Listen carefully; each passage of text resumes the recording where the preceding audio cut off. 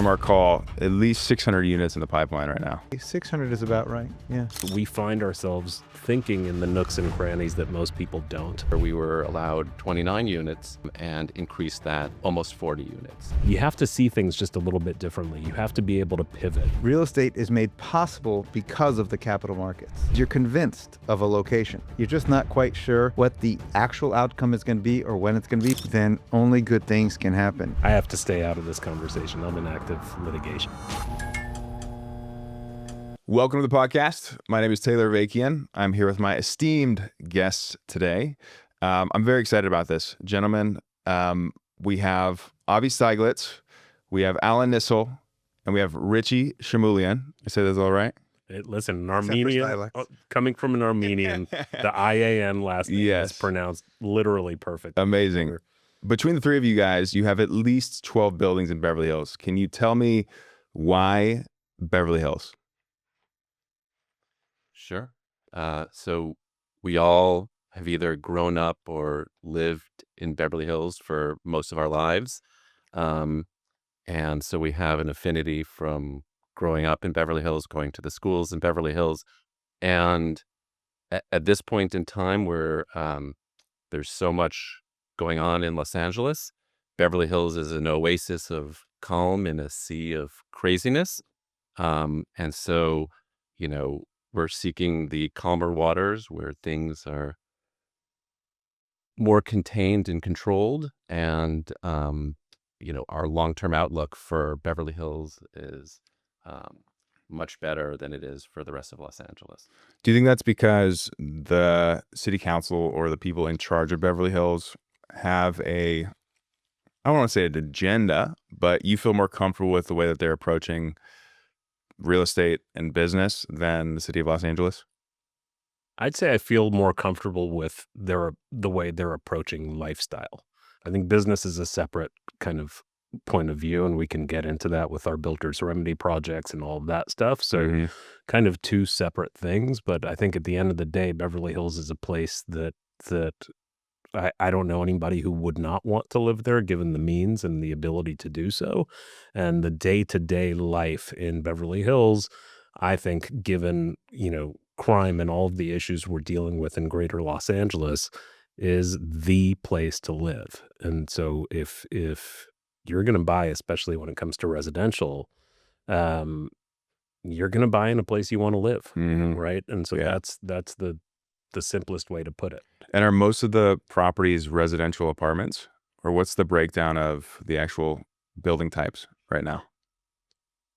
It's going to change over time, but I'd say it's probably 30% commercial and 70% resi. And I think that given the projects we have in the pipeline, I think that's going to flip pretty heavily soon. To more commercial or more resi? To more resi. Okay, so because most of the products you guys have are development sites or future development sites? It's a mixture. No.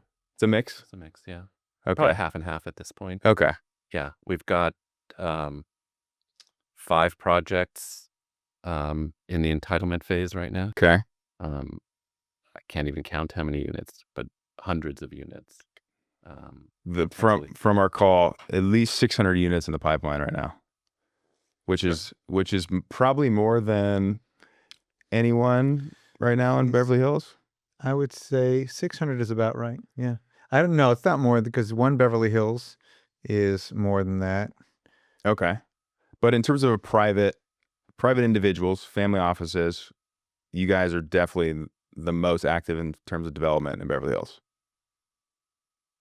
Under advice of counsel, I'm going to say one of the most. Okay, one of the most. Fair enough. You're also talking to some relatively humble guys, so you're not going to get us boasting too much about this stuff. We like to stay under the radar. Which is fair, and I totally understand it. And I think you have to be, especially in today's age, with it feels like any situation, things can be shaken or laws and regulations can change, and you kind of have to be flexible, which I think you guys have done a pretty good job of having an A plan, a B plan, a C plan, and figuring out what's going to make the most sense in this current day and age. Can one of you guys talk about a little bit your philosophy around investing and kind of how you approach a deal, how you make sense of a deal? Sure, I'll jump in and just, talk a little bit about the challenges and requirement for being flexible. We started on a project in Beverly Hills 5 years ago before COVID.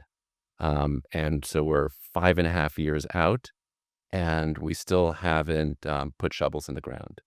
And that's because you've got to be flexible. The first COVID hit, and that threw everything in flux. And then construction costs and interest rates skyrocketed. And so all of a sudden, our deal that looked great before COVID no longer penciled. And so we had to, go back to the drawing board. And fortunately, state law has been favorable for developers in California, at least somewhat offsetting, these countervailing forces of construction costs, interest rates, and, all the things that are going on in Los Angeles that Richie had mentioned before, crime, et cetera.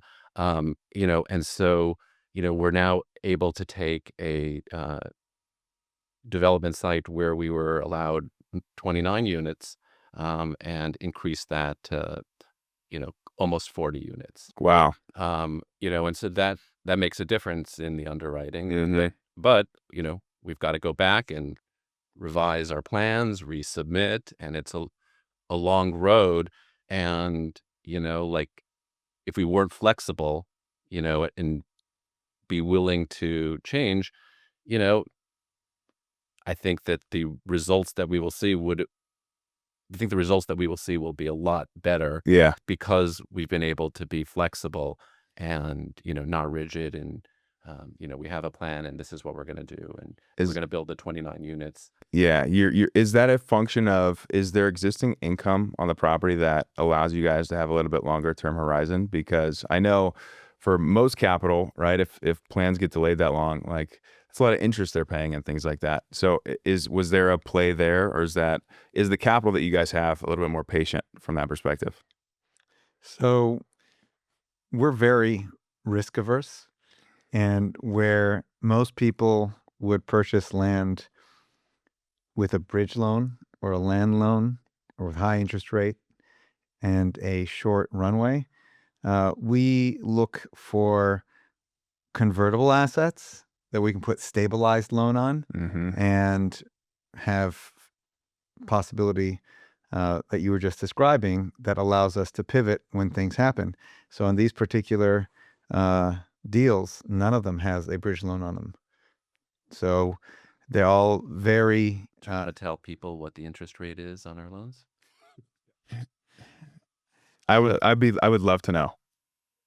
they're all between 3 and 3.5%. Jesus. So Let's talk about timing, man. That's incredible. So I teach real estate finance, and one of the benefits of teaching real estate finance is I'm learning from all of the situations that arise and explaining it and rethinking it. And so real estate in many ways is an iteration of finance. And finance, you think, is there to lever your real estate deals, but oftentimes it's the opposite. Real estate is made possible because of the capital markets. And if you're looking at real estate deals with flexibility in mind, because you're convinced of a location, you're just not quite sure.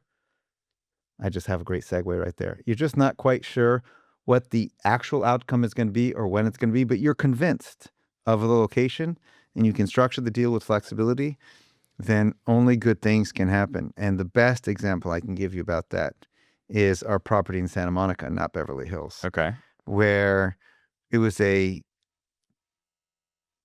50-unit apartment hotel Existing. existing. Okay. We bought it red tagged, What does that mean? that there was a fire in the building, Oh, and the city of Santa Monica had to shut it down because the one on Ocean Boulevard. it's on 2nd Street, Okay. right behind Ocean. Okay.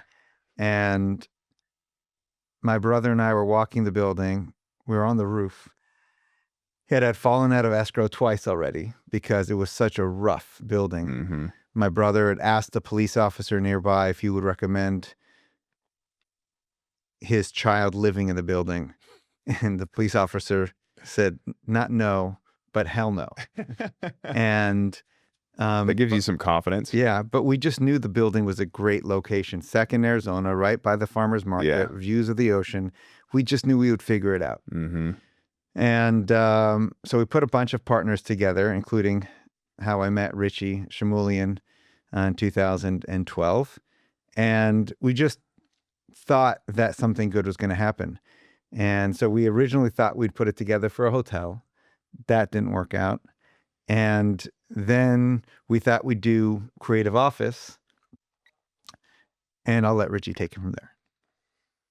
Yeah. So what happened next? We were actually LPs on that deal. We were not. It was not a joint venture Uh-huh. deal, and they were working through some things with a partner and decided to pivot towards creative office. And I believe, I'm not sure if they'll admit it, but I believe that all the way back when they purchased that property, they made sure that they had LPs in most disciplines, right? So that they could execute plans even outside of their wheelhouse. Mhm. Will you admit it? Is that part of the I will was that not part deny of it. the thesis? All right. It's like VCs, you know, like you want VCs who are not just going to give you money, just a parallel. You want people who actually have skills or can introduce you to the right people or save Smart your money, ass. Yeah, smart right? money. It's smart money. Exactly. And they were smart enough to make Bring on the good with their Shamooilians, baby. partnership. They were smart to work with There us. there may or may not have been a conversation that was like, who are the Shamooilians? And my brother's like, just in case we need to go creative office, just let them in. Yeah. Smart and humble. Am I allowed to And curse humble. on this? Yeah, yeah, of Guys, course. who are the Shamooilians? Yeah.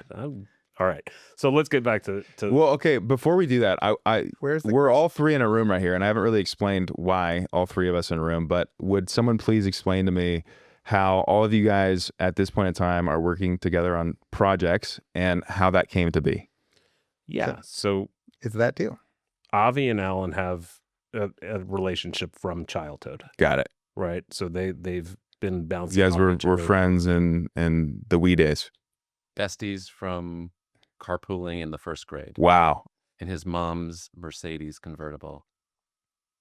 And Maybe your we denim backpack and buck teeth. True that. maybe we end the podcast with some late high school, early college stories. I should get some Those photos would of you be guys and throw those up. That'd Yeah. be funny. For sure.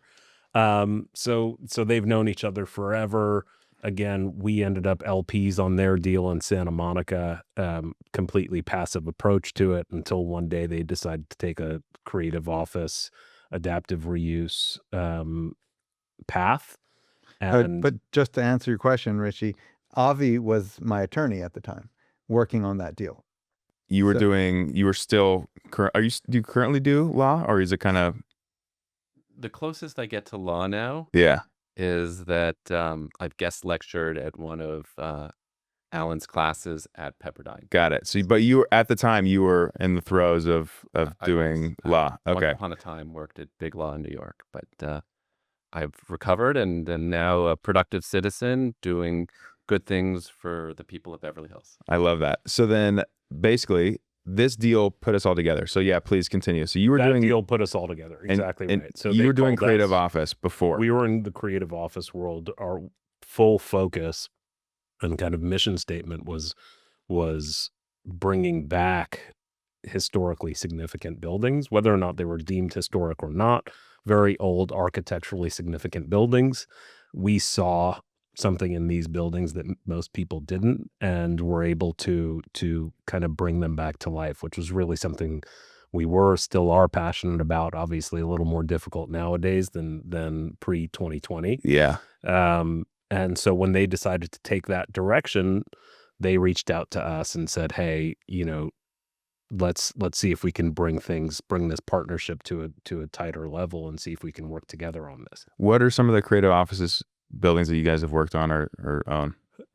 Beverly Hills, 8820 Wilshire, 8800 Wilshire, two very old vintage buildings, one Art Deco, 6515 Sunset, 537 South Broadway, 1305 Second Street. I mean, there's a good amount of humble. stuff. Well, He no. asked me a question. So I'm having Jeff Palmer on, who did creative office in San Francisco. What year were you guys doing this office conversions? We started in the creative office world. I'm not sure it was really named that at that time. Mm-hmm. It was right around the year 2000, maybe Wow. just a little bit earlier. Yeah. Jeez. And we just kind of got lucky, stumbled across it. We had an empty building that really wasn't very attractive. The bones were, but we didn't know a whole lot about that world, and actually leased a portion of it to an architect who designed his own space. We built it out for him, but he designed his own space. And when we finished that product and used it as kind of a showpiece for other spaces in the building, everybody just gravitated towards it. That was before the year 2000. And I mean, knock on wood, I have never had vacancy in that building Wow. since. Jeez. There is a space coming up now, actually, but point being, by the time a tenant leaves, yeah, they want to be in that building. Have it leased up, and so people really gravitated towards that look and feel. And I'm not saying we invented the Internet. What's that? Internet. The 98 boom. You guys were doing real estate. Internet. You're right. But it just That was worked. outdoor. We know that. It worked. It felt good, and so we ran with it. Yeah. And I'll tell you, there's nothing like taking a building, using, back to Santa Monica as an example. When you turn the lights on for the first time in a 1913 building that has gone through good times and really bad times, right? It was purchased in really bad times, but it was built as a hotel motel. Again, 1913. Picture for a second what 1913 looked like. Jeez. Right. There's still oil derricks All the everywhere. things. I mean, we have postcards. We literally have postcards that people wrote from that hotel. Like, really amazing pedigree and vintage. And so, yeah, it's really great to go and build these buildings we're working on today. But to take something that was special, fell out of favor, and put it back, right, and turn on those lights again is a dream. But long story short, on that project, it ended up being one of my favorite projects we've ever worked on, partly because of the partnership. Yeah. So you did convert it to creative office. It was converted to creative office. It was leased to WeWork, of all people. This is where things Wait, get is this the A16Z story? Yeah. Okay. Yeah. We've talked about this before. Please tell me, Andreessen Horowitz, what's the story here? They didn't get in yet. We're still working. We're pitting. Well, I'm not. Richie's and his brother Alan are pitting Regis against WeWork to see who's going to pay the higher rent with the best guarantees. WeWork ended up winning that. I wonder why. That deal. Yeah, you should wonder why. And so we ended up inking a really great deal with them just before things kind of fell apart. But we saw pain coming there. Yeah. So what year was that? You're better with timelines. That was about 2018. Okay, so 2018, you guys renovate this building, convert it to this old motel into creative office, excuse me, and you're bidding between Regis and WeWork. WeWork ends up winning out. We sign in 2019. Okay. We deliver in 2020. Sounds about right. After COVID had already happened, or this is before COVID? No, it's happening. We're delivering during COVID, and they're still we delivered. I want to say just before COVID, March, April, right? So wow, I mean like right there. COVID hits, immediately get the call from them, like we did from many tenants. We need this, we need that, we need everything else, and we told them we believed in them and we think they should just go ahead and move forward. We feel comfortable with them as a tenant. Whether or not that was true, we'll never know. But I think we took a very different approach than most landlords did, and were able to. They stuck around for about a year without ever having built out the space. Richie, I have a question for you. How many landlords were negotiating workouts and restructuring leases with WeWork at the time? All of them. Hundreds, thousands, dozens? About 150? I'd say that's a good number, yes. Yeah, it's about 150. And how many of them were still in play right before their SPAC? Very few. 2? I think 5. Wow. Wait, were you one of them? We were. Yeah. Jeez. Listen, long story short, we negotiated a fantastic termination agreement with them. Worked out really, really well for us. In terms of So for them. they paid a lot of money to terminate the lease, basically. What were you saying about counsel advising that we not say too much? It was a great deal. Yeah. It was a great deal. It really worked out phenomenally well, especially for our LPs. Obviously, everybody was thrilled. But the real kind of punchline to the story was that rather than have WeWork, who I was shaky about, forget the money, forget the lease, forget all of that stuff. We talked about passion a minute ago, right? And beauty and architecture and everything else. It made me sick inside that these guys were going to come in, build out these tiny offices, and you know what WeWork looks like. Yeah. Take that into a 1913 building that we just poured all this love and money into, and just dump that kind of cheesy architecture into it. I hated the idea of that. And so while most people were celebrating kind of the termination for monetary reasons, I was really celebrating it because the hope was that we were going to do the right thing here. You're going to get it back and be able to make this it building special. wanted like a Soho House vibe. It wanted vibe. It wanted soul, right?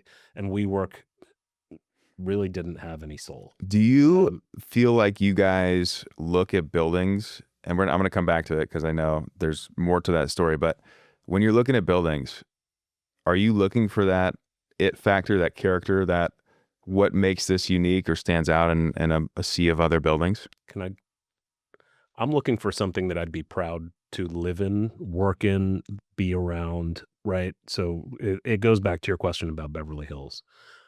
I'm looking for something, and I think this applies to all of us, that we would want our children living in, right? We all thankfully have great kids and everything else.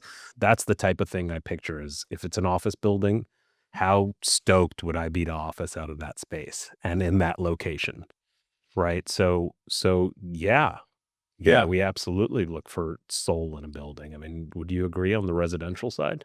Yeah, I think one of the things it's great about having kids for a business standpoint is it's always helpful to be able to envision, would Joelle or Maisel or Haley or Orly, like, would you be comfortable with them living there, working out of there? Mm-hmm. How safe is it? How would they feel in that environment? I use that mental exercise all the time for locations. And to finish the story, so WeWork leaves, right? Now you have a vacant office building that you got to WeWork leaves, vacant office building, tough office market at that time, and we ended up working with a few great brokers and getting a deal done with Andreessen Horowitz, A16Z. Yeah. Those guys are small VC, just a small one. Phenomenal group to work with. Phenomenal tenant, obviously. Maybe we'll get Mark on the show next.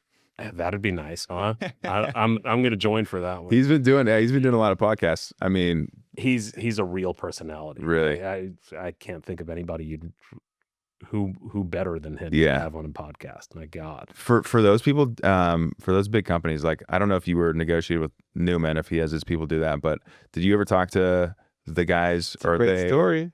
I'm not going to tell any more WeWork stories. So, we ended up closing the deal direct with Sandeep Mathrani, who took over for Adam. Got it. Okay. So you were at the top. You were having these discussions. We had to be in order for it to be.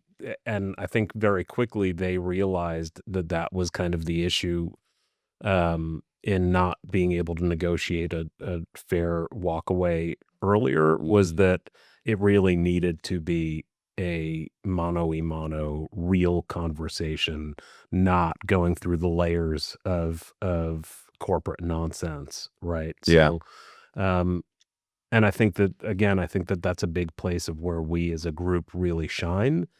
Is, I say it all the time. I think if I were starting a new company, it would probably be with these guys. It would be David versus Goliath, right? Because I really see that in many of the things we do, right? It's negotiating with a WeWork to get the deal done, to undo the deal, negotiating with all of these types of personalities. You have to see things just a little bit differently. You have to be able to pivot. Avi mentioned, okay, COVID hits, interest rates rise, all of the headwinds are against you. You really have two choices: either just kind of cower or rethink, Hmm. right? Look for angles. So I think that we find ourselves thinking in the nooks and crannies that most people don't. And I think that that's been a big part of what makes us successful. We all have our own um, uh, character traits and strengths. And I think we recognize that in each other, Yeah. right? And so when you're negotiating with a WeWork or one of these massive companies, we see our kind of size and our proximity as a huge benefit. So because that's negotiation is something that I'm very fascinated with, and it's all about leverage points, right? So how do you guys think about leverage points when it comes to having the ability to make someone like a WeWork, pay up or get a deal done or negotiate a lease? Like, how do you guys use The leverage most in important thing we do negotiation? is Richie tells me to shut up, and I let him do his thing. So Richie's the negotiator? Absolutely. Haven't you seen the movie? I'm not a negotiator. I'll be honest with you. For the most part, what I look for when I'm trying to do a deal is a fair spot where everybody should want to be. Yeah. Right. And so long as everybody's coming to the table with that mentality, then there's nothing really to negotiate. It's just helping each other see. But most people, I would say, are not in the middle or want to get something done from that perspective. If real estate feels to me the like, minute you behave that way Yeah. in a negotiation with me, yeah, then yes, I am a negotiator. Got it. Right. Then the switch flips and it's a completely different type of conversation. But my goal up front is really just to be a good guy. Yeah. Right. And expect that other people treat me the same. Well, look, many, at many the times. beginning of that process, we were getting phone calls from different parts of the country, brokers, attorneys, making different representations about what WeWork was willing to do. And Richie and I was just like, okay, that's great. Okay, that's great. And she's like, shut up, right? Just let me deal with this, because they were all over the place, and Richie was sensing the chaos, and it's like we couldn't make a deal with a part of WeWork. So he was much more patient and resilient than I would have been, I think, in that process. That patience is so important, and I see it too in the really successful owners, and most of them have owned for a very long time. And I don't know if we talked about this, but each of you guys own or run your own family office, which is typically patient capital, which is nice. But I think patience is such a virtue when it comes to real estate, because we do have these cycles and they happen. And if you don't have the patience to, shut up and wait and see what happens, or know where your leverage points are, know where your negotiating powers are, sometimes silence is the best negotiating tool that you can use. And I'm sure you guys have been very, very, have used that very much so. And Avi, you obviously came together in this, and Alan and you have known each other, but you were in San Diego for a long time and decided to come back and bring your money to Beverly Hills. Yeah. So I grew up in Beverly Hills with Alan. And then I made the mistake of going back east for college and law school. And it took me a while to get back out to the West Coast, but I came back to the West Coast actually to start a language learning company. So I was in the startup space. Wow. Competing with Rosetta Stone. We had a great product. It was a tool that used interesting content. So instead of reading boring materials, Dick went to the grocery store and bought cheese and milk and meat. You'd read about content that you were interested in, and then it had great tools that surrounded it. So you could hover over for translation done by professionals, listen to audio questions. So it revolved around, a 5-minute a day experience. It's like, what's that app that everyone uses? Duolingo. Yeah. Duolingo has been more financially successful, but our product was better. It's a humbling experience. Yeah. Back to being humble. You can have a great product, but you don't have great product market fit. And we were a little bit early. This goes back 10 12 years ago, Mm-hmm. when um, you know, broadband wasn't as expansive as it is now, and people weren't as accustomed to using apps, especially outside the U.S. when we were targeting the greater market of teaching the world English. But anyway, I digress. So I came back to LA 7 or 8 years ago, and you know, had been buying properties in San Diego, and own a bunch of commercial properties out there. Um, but then came back here, wanted to focus in LA and in Beverly Hills where I saw opportunity. And I think that in real estate, like one of the most important things is having domain expertise. And I think that also ties back to entrepreneurship and startups, right? Like you really want to, whatever you're working on, you want to know that area better than anyone. And no one knows Beverly Hills better than these guys. Yeah. They've just been in the market for very, very young, but they've been working in Beverly Hills for a while. Yeah. And so, it just makes sense to work with people that you respect and trust, and also who have domain expertise and just know the insides and outsides. And, it's great when you're working on a project and you're in front of the Beverly Hills City Council, and it might be a city council member who's not necessarily pro-development, but describes us as good cholesterol versus bad Yeah. cholesterol when it comes to developers. And that comes from I want the record to reflect that when I go down in 120 years, that should be on my gravestone. Good cholesterol, not bad cholesterol. Yeah. There are two kinds of cholesterol, but he was good cholesterol. Because you guys, yeah, clearly there's relationships are very important when it comes to getting deals done. And you guys with this builder's remedy, I'd like to dive in a little bit to that because I think it's been a hot topic. It was a little bit hotter when, the Real Deal was running a bunch of stories. It's cooled down a little bit, but I want to understand and if you guys can describe the moment when that happened and how you saw opportunity and what actions you took immediately saying, okay, we need to go and run and do this. Richie has a brother, Alan, and Alan is just voracious newsreader and consumer. And he identified this bizarre idea that been floated in secondary sources about the builder's remedy. And the idea was that there's a housing crisis in California, and there's a Housing Accountability Act. And if a city doesn't meet it doesn't get its updated housing element of its general plan approved by the state, then it could be penalized by the state through this builder's remedy. And what the builder's remedy was some crazy idea that the planning department would lose all of its rights and authority to approve buildings that are being developed in that municipality. And we thought Alan was crazy, because he is. And but we thought, you know what? Maybe we should put a Google alert onto the builder's remedy. This is 2.5 years ago. Okay. This is really early on. Yeah. All right. And so that's how it started. So Alan got us speaking to lawyers, way ahead. Shout out to our fourth amigo who couldn't come today. Yes. Alan Shimoulian, my brother and partner. So We'll have to do another one with all of us. For sure. This is the first 4-person podcast I've done, so it's going great so far. I've enjoyed it. I'll take it. Nice. Okay, so Google alerts are set up, right? You guys are looking into this. You're talking to attorneys. Okay, then what's the first thing that happens where you say, okay, let's go? I have to stay out of this conversation. I'm in active litigation, so I'm going to let. Fair enough. Guys. Counsel says. I'm going to say, Richie, you can cheer on from the sidelines as we continue talking. Thank you. And anyway, Avi and I are the attorneys. Yes. So we can speak more. This is very much of a legal issue. And so we were aware of this issue very early on, but we thought it was for cowboys. And we didn't see ourselves as cowboys.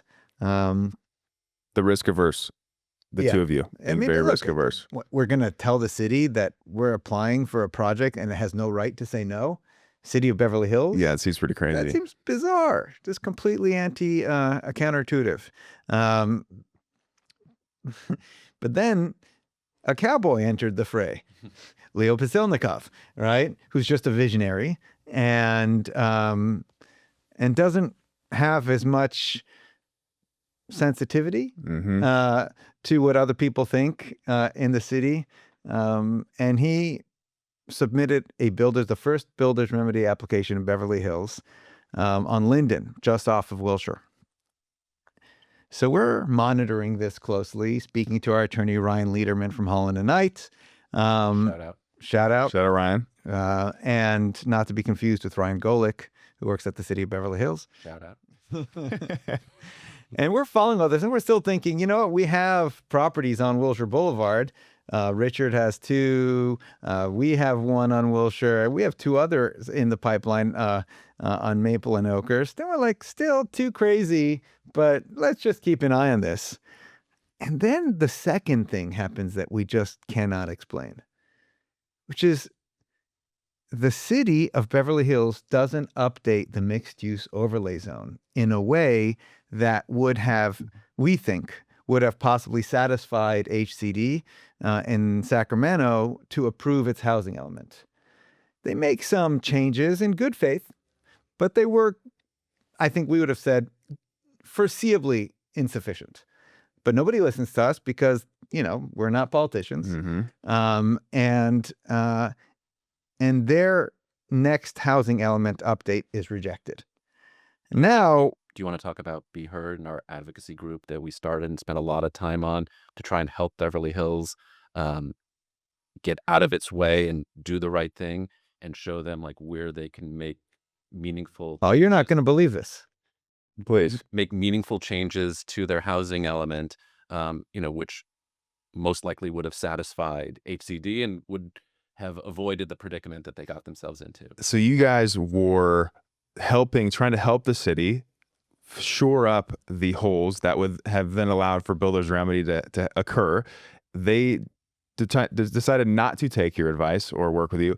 And then you say, okay, fine. Then we're going to go and do some builder's remedy stuff. I think that might be a little bit oversimplified. I don't know what happened behind closed doors. I know they read our report, which took us dozens of hours to we prepare. Spent hundreds of hours. We went through the mixed-use overlay zone in Beverly Hills, which is basically all the main streets in Beverly Hills, Olympic, Wilshire, Robertson, La Cienega, and photographed block by block and had descriptions of how they could, different blocks should have different rules depending on, what was behind them, whether it was single family homes, whether it was, mixed, whether it was multifamily, and really spent a lot of time and suggested that instead of just having like a very blanket rule about how much you could build in the mixed-use overlay zone, it should be tailored to what's near it. And just to give you a sense, you could build 35 to 45 feet at the time, which is insane because you're buying land for like $50 million an acre, but you can only build 4 stories on it. So that just, nobody was going to build, because you can't make any money that way. So we were saying, hey, on these corners, how about 75 feet? On those corners, maybe 125 feet, but they were entry points into the city and they were different, but all the other ones maybe keeping down to 45 to 65. And it really depended on the context. And it was a really, I think, nuanced presentation.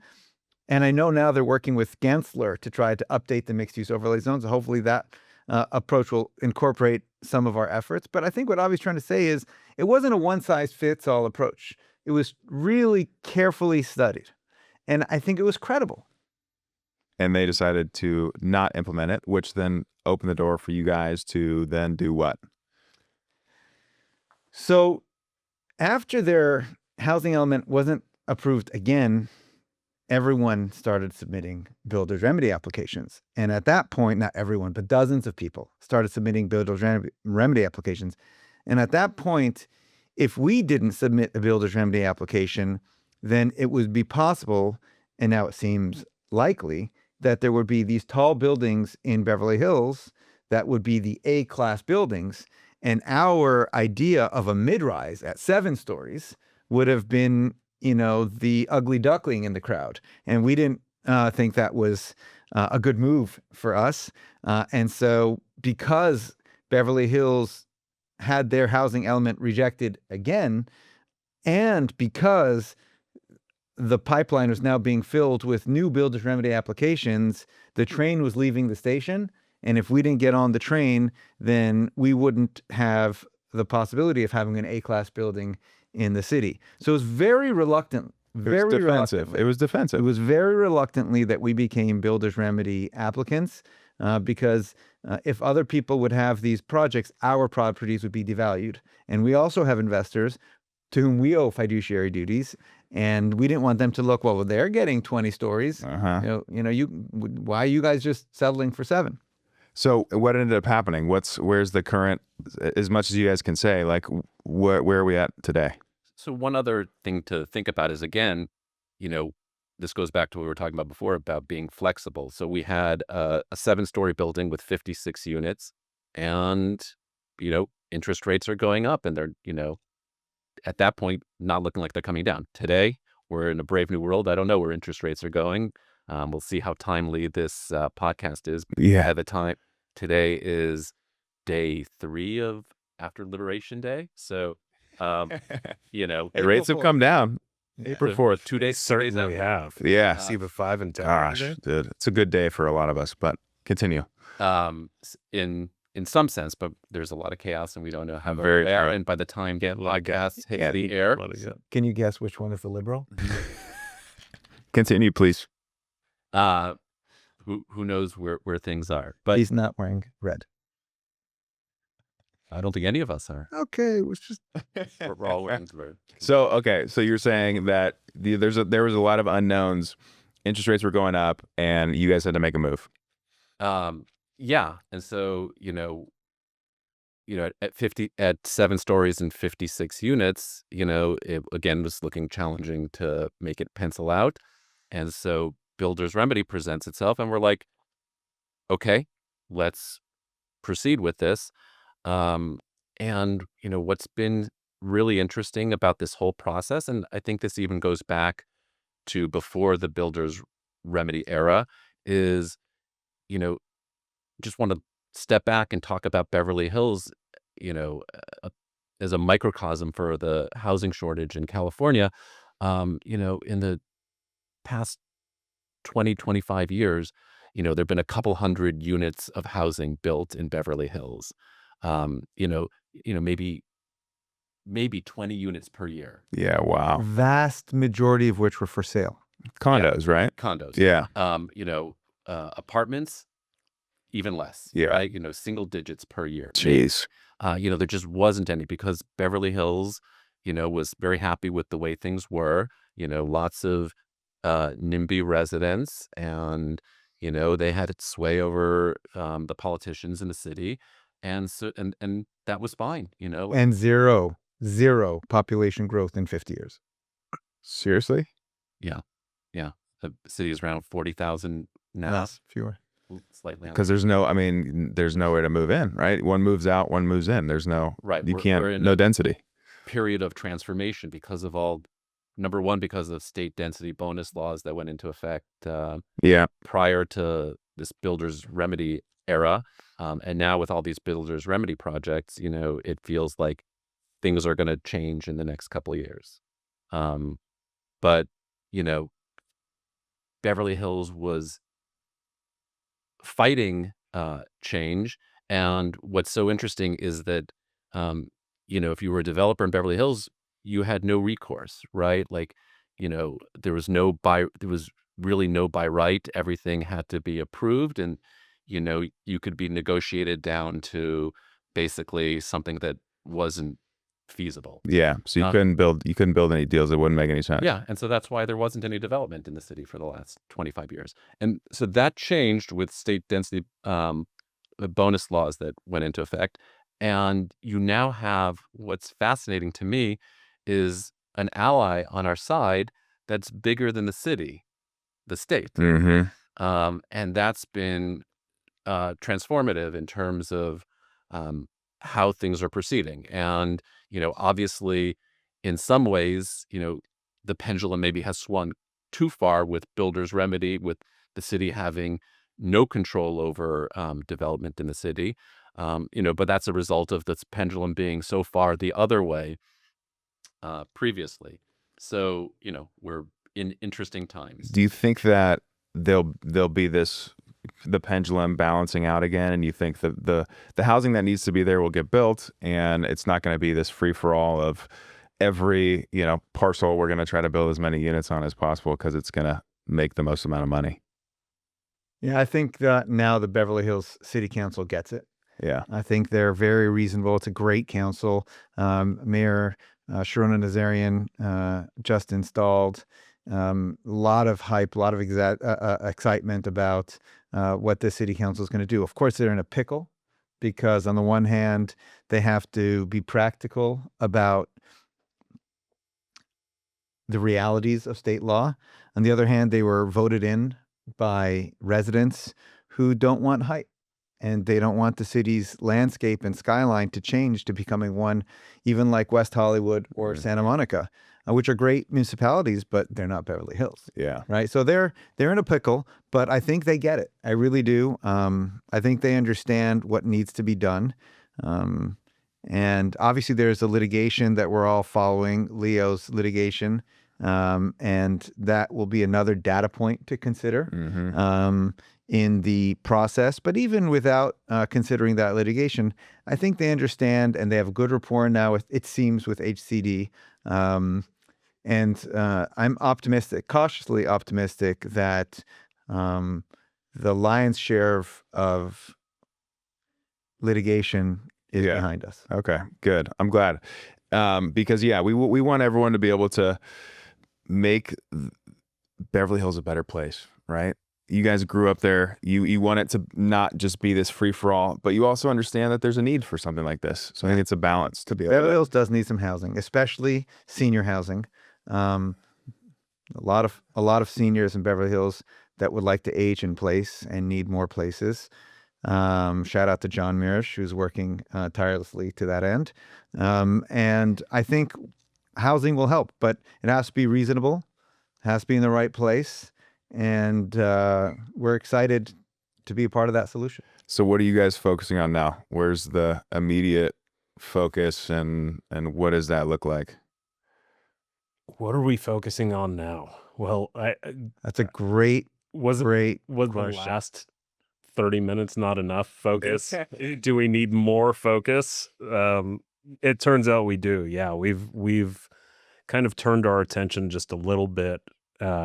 We're kind of dual track right now with the real estate, and now kind of somewhat related subject, which is construction defect claims. Yes.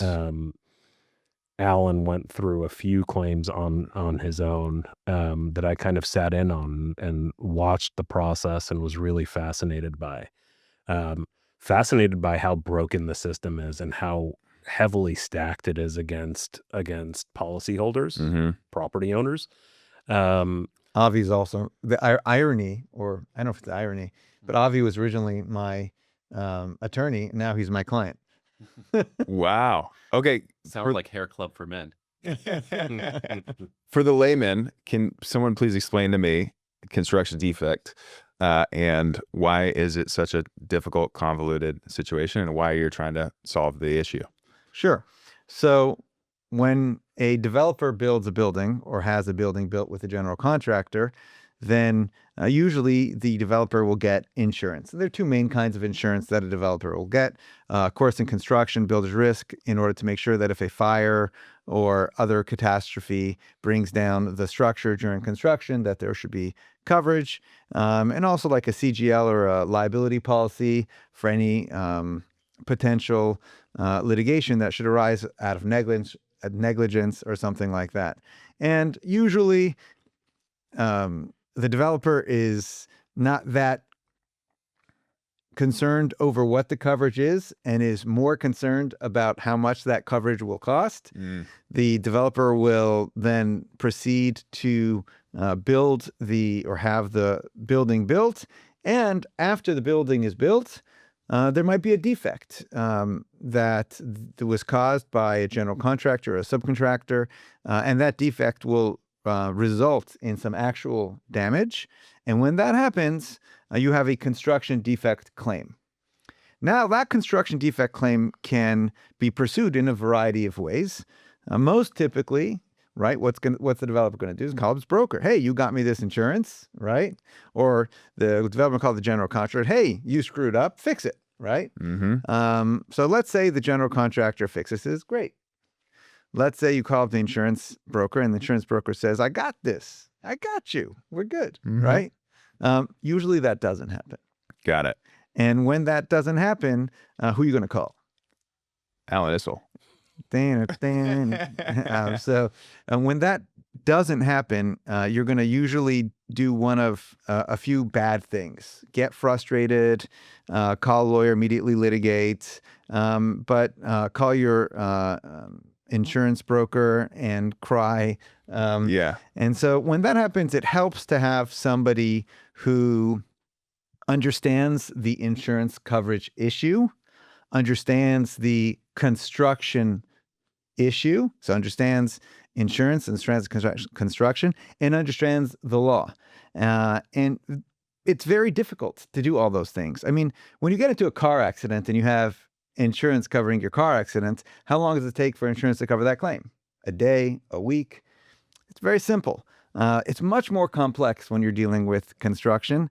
And I like to make the analogy of, let's say A16Z would like to build a home, right?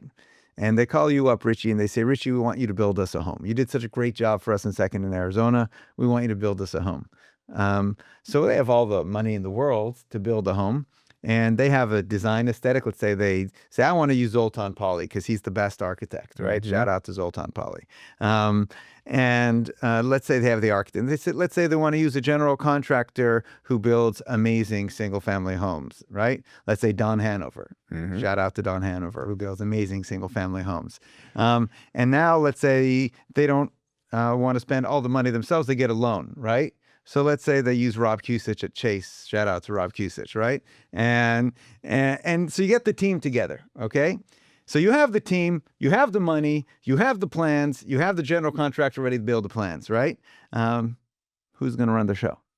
So usually what a homeowner or home builder will do at that point is hire an owner's representative. Okay. And that owner's representative will be the expediter, will be the project manager, will be the person, the ringleader. Got it. Will do that whole thing. Making sure everyone's on track. Right. So if there are change orders, requests for further information, rebalancing of the loan, anything that happens, approvals, that, because, you know, if you're a highly successful private individual, you got better things to do than to read insurance policies and blueprints. Yeah. So you have somebody to do that for you. So now take that to construction defect. You have this really complex claim that involves finger pointing. Was it a design issue? Was it an installation issue? Was it a waterproofing issue?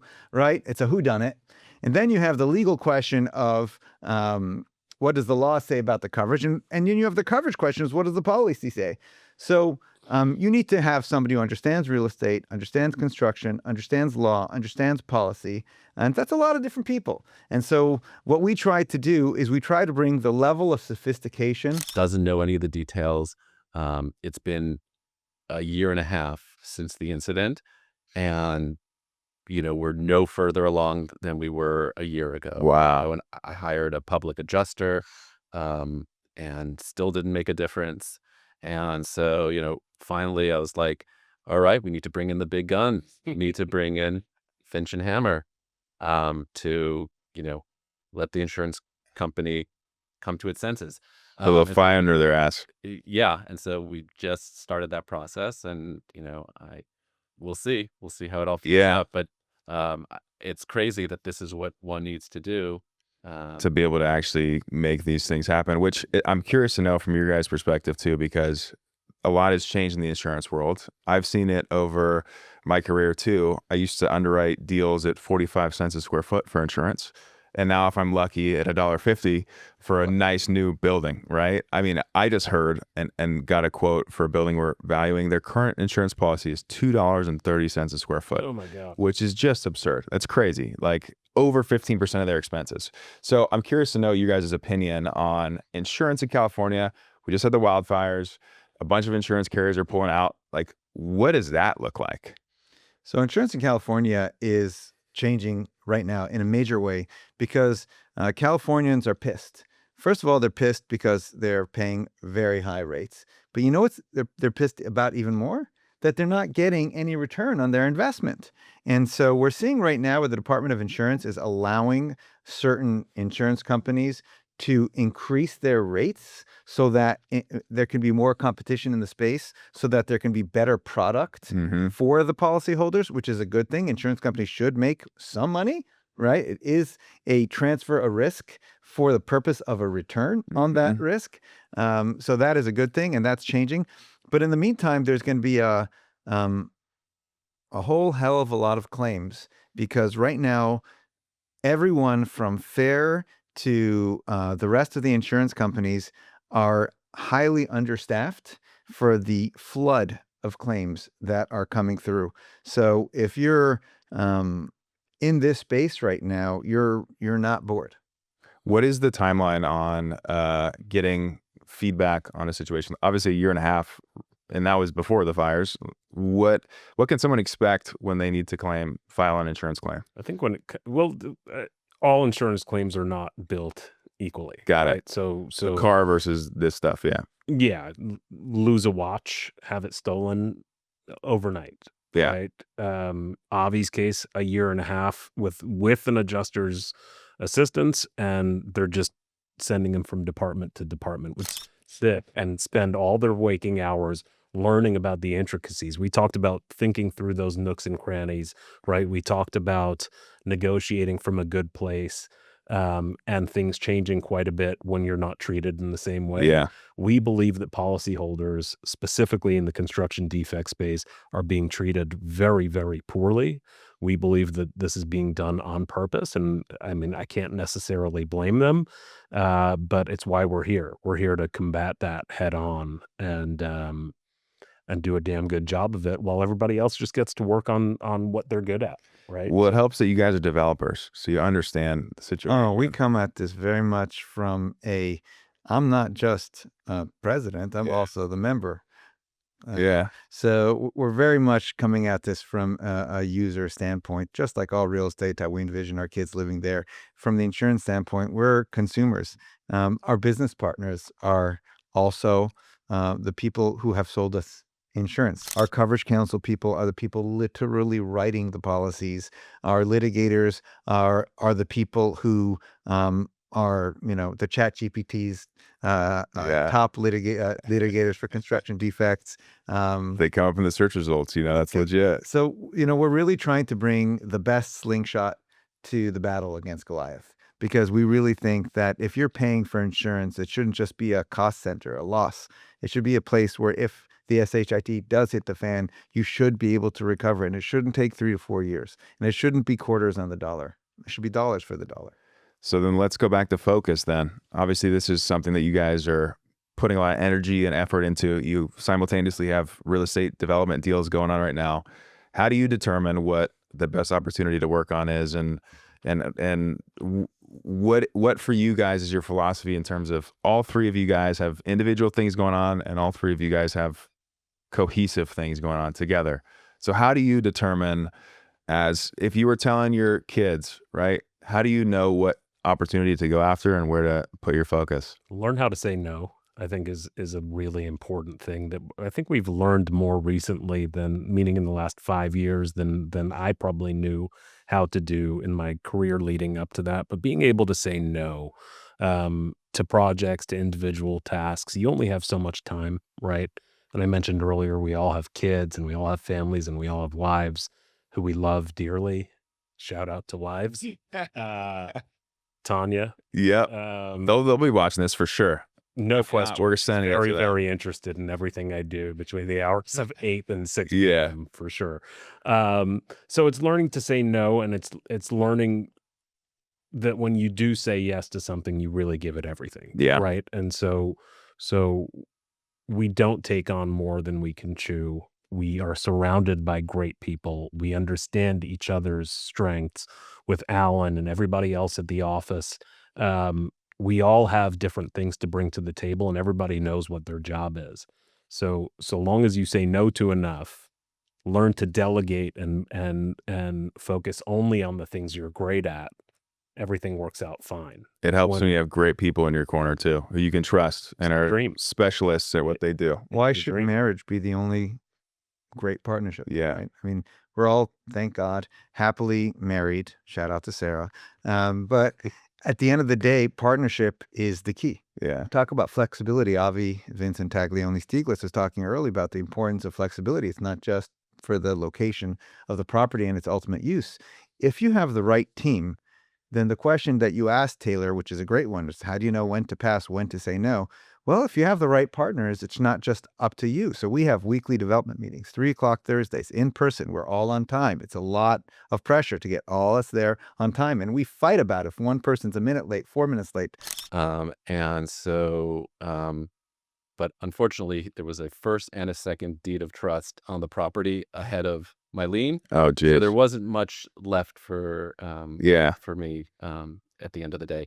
And so it's been a challenge negotiating with the first and the second and the buyer to get enough juice. And so we finally got everything in order, and money is funding as we speak. I love to hear it. I love to hear it. One last thing from each of you guys before we do that. What advice do you have for someone who wants to be in a position like you guys, wants to be in real estate, wants to be an owner, wants to be a developer, wants to have a business, right? What one piece of advice would you give them? Is it me first? You go ahead. I think young people who want to get into the kind of acquisitions world and investment world are really scared of where the money's going to come from, right? And I got hung up on that very early in my career. And so my advice would be, don't worry about that piece. You're going to have to worry about it at some point. But if you have a real deal, the money comes. At the end of the day, has anybody had a hard time raising money for a great deal? The answer is probably not, unless you're a bad operator. Yeah. Right. So if you're a good operator and you find a good deal, you're going to find the money. Money doesn't come first. The deal does. I love that. Avi? Relationships, so important. Spend time, put in the hours, building relationships. That's how you're going to find deals. That's how you're going to work through the issues on deals, and make sure that, that you're trustworthy and that the people that you work with are trustworthy. And good things will happen from there. I love that. Alan? I'm going to combine what Richie and Avi said. I'm going to say a lot of people are worried about getting into the right company, getting into the right field, or raising the right amount of money. And a lot of people know the importance of relationships, and a lot of people should be focused on that. So I'm going to put them together and say, I think the most important advice I could give to someone is to find a mentor. And if you find a mentor doing anything in that person's shop so that you can get trained, then you get sector expertise, right? And you have relationships. And if you have sector expertise and you have that mentor relationship and you have the deal, then the money will come. It starts with the mentorship. Doesn't matter if the mentor relationship is going to be maybe somewhat tangential, maybe somewhat less sexy than the field that you originally thought you were going to get into. Maybe it's not CAA. Maybe it's not, Santa Monica and Rodeo. But if you have the right mentorship, very good things will follow.